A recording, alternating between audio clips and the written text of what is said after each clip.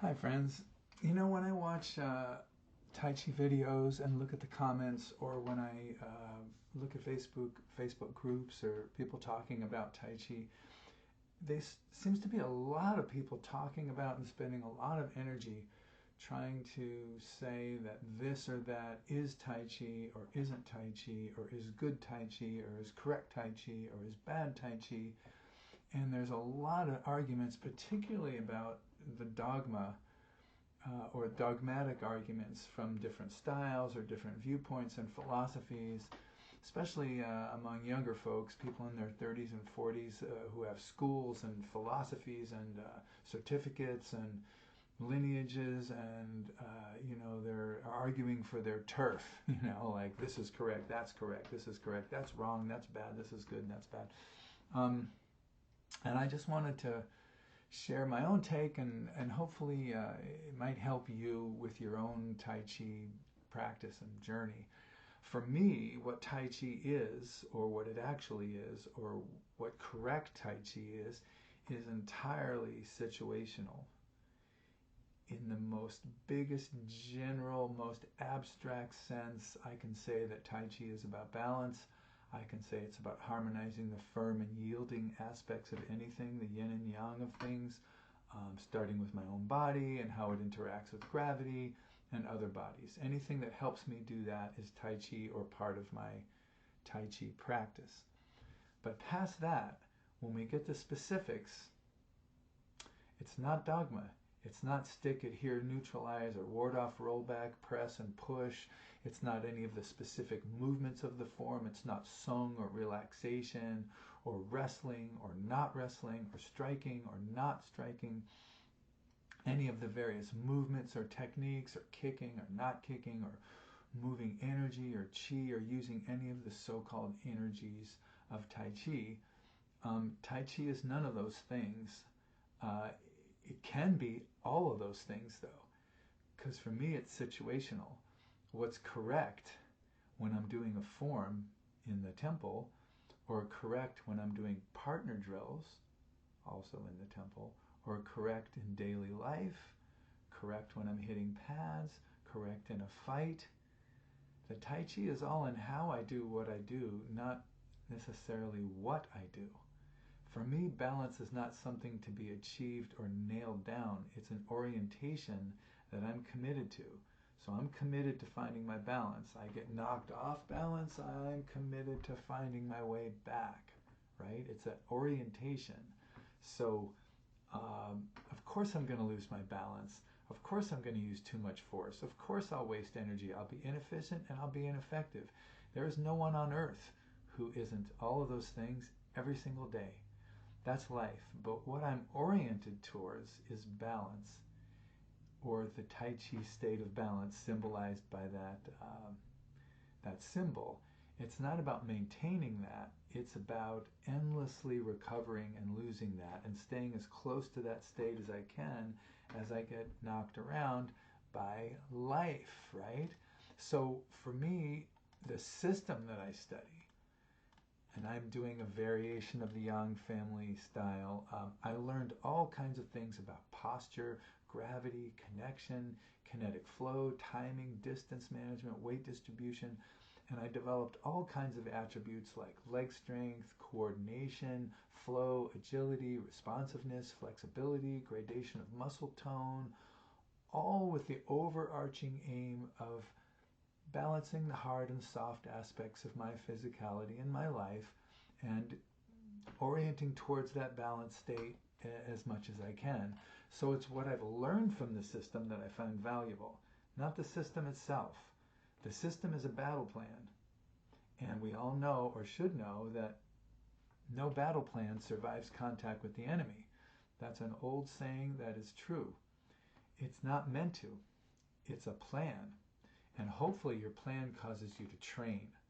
And hopefully in that training, you'll develop the useful things. You'll develop useful attributes. You'll learn things.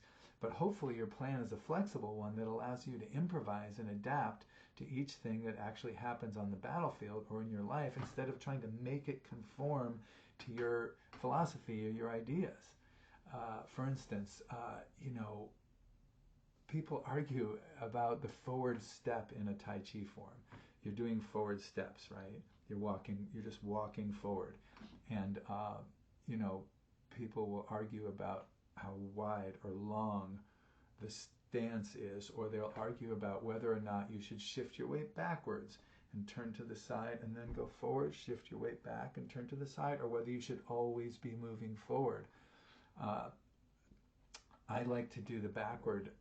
I'm in say a front stance, like with parting horses, man. I turn and I shift. I take my weight to my back leg and then I turn my front toe out and go to the ball, and then I step with what was my back leg, it's now my front leg, and do that movement.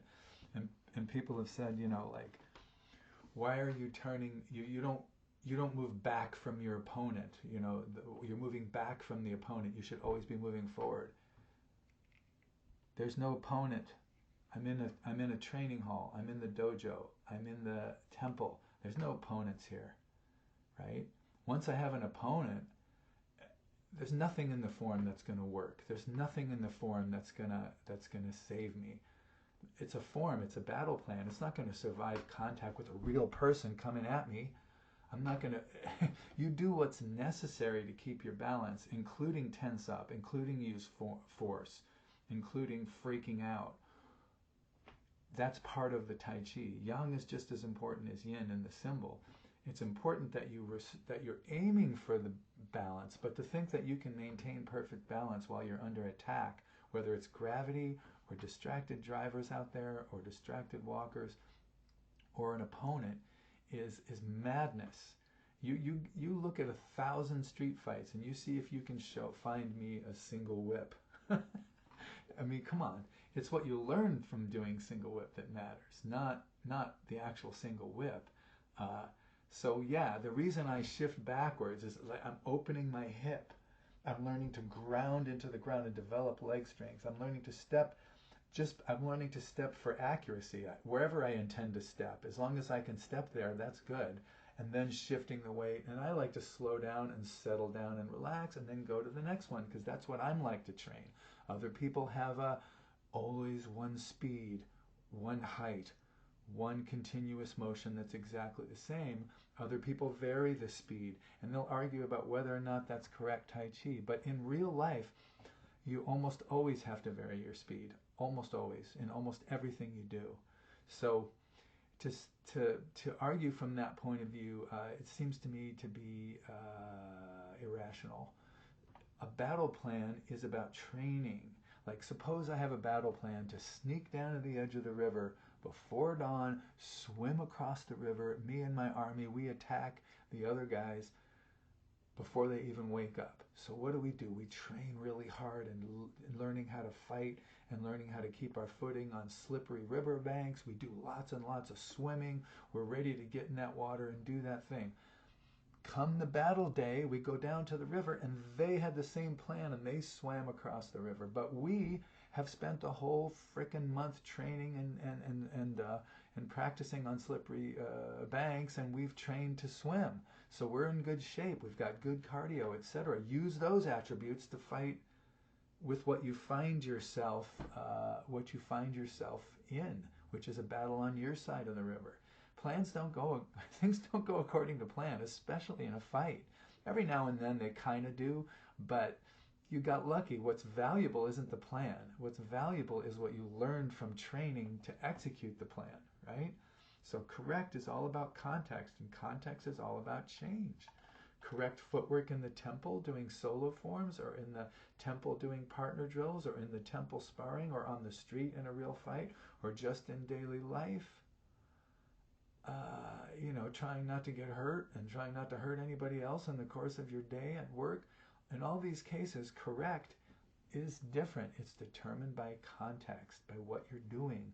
Correct footwork is not determined by a dogma or a map. It's determined by life, the context that you find yourself in. So some things that determine correct when you're in the temple are: what is this exercise trying to develop? What is the fitness level of the student? What is the life and fitness goals of the student? Where the student is now? some things that are important in the, correct out in the world, or that affect what's correct out in the world, are things like the speed at which things are happening, the potential risks of action or inaction, the intensity of what's happening, the ground surface, the amount of light present, what you're wearing, the amount of space you have. All that stuff comes into play, context, right? And that's going to determine what's correct. You may have some form dogma thing about correct, but the shoes you're wearing and the situation you find yourself in, if you don't retreat from an attack by a wolf, you're out of your mind. So, if you have a never retreat philosophy, any dogma is a liability. It doesn't matter what it is. It's a liability if the next thing that happens contradicts that thing, or doesn't suit it. So keep your dogma flexible, keep your plan flexible, because life doesn't give a shit about your plans. It's going to come at you. You're the opponent who's waiting for you around the corner to mug you and take your money. He doesn't care about your plans or your dogma or whatever. You have to do what works in that situation. So you can't force your forms or your drills or your ideas or your philosophy on life, at least not without unpleasant consequences. And planning to do that is not smart. The best a battle plan or a form can do for you is to give you attributes that you can then improvise with to keep you afloat and help you keep your balance. So my advice is, don't sweat the dogma or the rules of your system. Don't assume that anything in your forms or your drills or your stuff is gonna work out there. Train attributes and plan to improvise, right? So, don't get attached to them. Don't think you can make single whip work in a fight. Don't try to make techniques work in a fight. Train the attributes in the temple. So when you're working on making parting horse's mane work in an example in the temple, that guy is your friend, or that woman or person is your friend. They're trying to help you learn. They're giving you a force line, and you're adapting to that force line.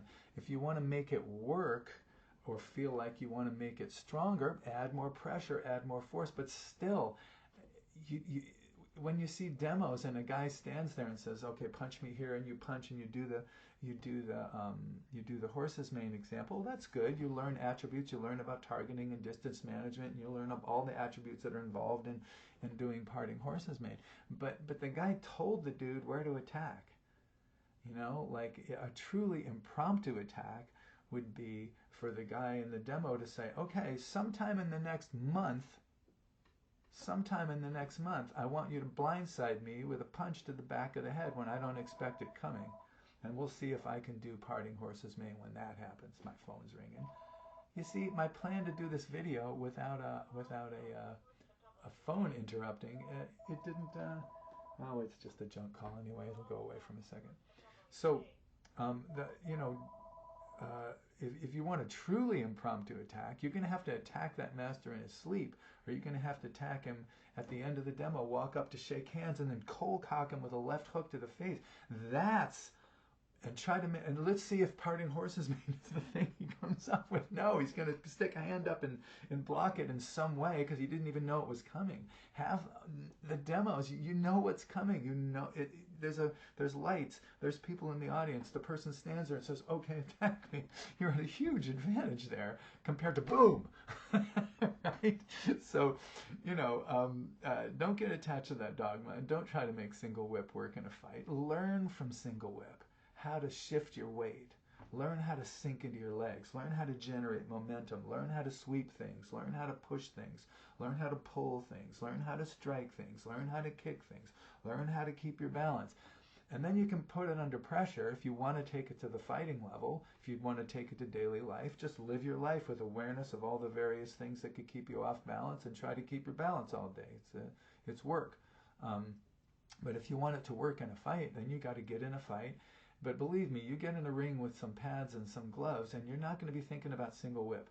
You're going to be thinking about keeping your hands up and your elbows down and your chin down. You're going to be thinking about holes in the other person's guard and yours, and it's going to be happening really, really fast. Way too fast for you to think about what the hell single whip even is. So Forms are great. Don't knock it. It's. I don't knock it. It's martial yoga. It's doing martial art exercises to study your mechanics, study your balance, study your strength, study your distribution of force and weight and effort and kinetic chains, and it's so valuable. But it doesn't equal fighting. It doesn't equal anything like what's going on in the world. You have to take what you learn there and then you have to apply it there, and that's just practice. That takes practice. You have to get into fights if you want to do it for fighting, fights of some kind, or if you want to do it in daily life, you have to get out in life and you have to leave your dojo, and you're not trying to make single whip work for you in a bar when somebody trips on their chair and falls on you.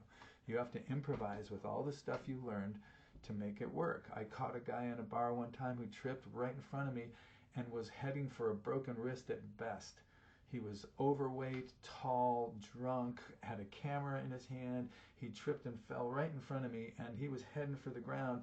And as he tripped, coming around some tables, I slipped out of my chair, situational awareness, which I learned from Tai Chi, and then distance management, which I learned from Tai Chi, moved myself towards him as quickly as I could, and I realized I had to pick up speed enormously because he was falling faster than I thought he was.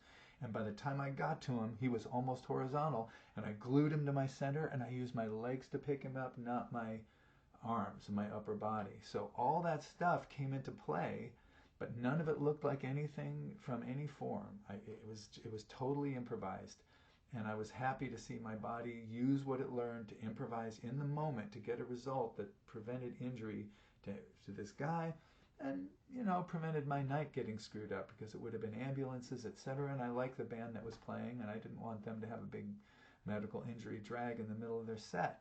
So anyways, that's my take. Tai Chi is not the dogma. It's not the things people say it is. It's balance in the wide sense of the word. That's what the symbol is a symbol of. And then as far as the art goes, I don't think it's all the specifics and dogma of any particular training or form or style. I think it's how you use the things that you learn from those things in the play of life. So correct is contextual. What determines correctness in anything is the context that it's in. And the context is different when you're doing a form than when you're in the street or in the world. This seems obvious to me, but apparently it's not obvious, because there's a lot of people who are going to say it's not Tai Chi unless you stick it here, relax, or if you're not using pressing or pushing or rollback, or if you're not using these specific techniques in these specific ways, or if you're wrestling, it's not Tai Chi. If you're not wrestling, it's not Tai Chi. If you got all this stuff arguing about these specific things, and when in reality, if you get in a fight, you don't know what the hell you're going to do. You have no idea. You don't know how big the person is. You don't know how small they are. You don't know anything about the situation. It's going to come out of the blue, and you're going to have to grab your attribute bag and tear it open and pull out something that helps you do this. I mean, that's the way it is. So that's my take on it. It's contextual. When someone says this is good Tai Chi, I want to know good for what? Good for what? Good for rooting? Good for agility? Two different things. Right? Good for speed, good for power, good for defense, good for neutralizing. What is it good for? You have to see things in context to understand what they're good for, or at least I do. So this is my take. Hopefully, it'll touch you in some way or help you in some way, and you'll figure out your own Tai Chi sense, as you go, and maybe this will help. I hope it does. If it does, I always appreciate a comment, because I'm putting these out there to be helpful, not to make money or anything. I mean, I have donation jars and stuff, but that's not really why I'm doing it. I mainly just want to share what's worked for me, and it's really worked for me to not think about using Winfield's ears in a fight, but rather to take what I learned from Winfield's ears into a fight. Very, very different. And that fight for me is mostly gravity and aging, and just dealing with the physicality of daily life and gravity on Earth. It's not like fighting. I mainly train for daily life because that's what I face every single day. I'm not a sport fighter. I'm not training for the ring. If I was, what's correct for that is a little bit different than what's correct in some other arena. So if you want to take your Tai Chi to fighting levels, you got to fight. You got to train that. You got to train in that context. If you're taking it for daily life, you have to get out in your daily life and you have to apply it. You have to think about ways to apply it and look at where your body hurts and where is it getting injured, or where might you be hurting somebody else, and start thinking, well, I want to minimize that, right? So anyways, that's my take, and I appreciate any comments you have back. Subscribe if you like this kind of thing, and take it easy till next time.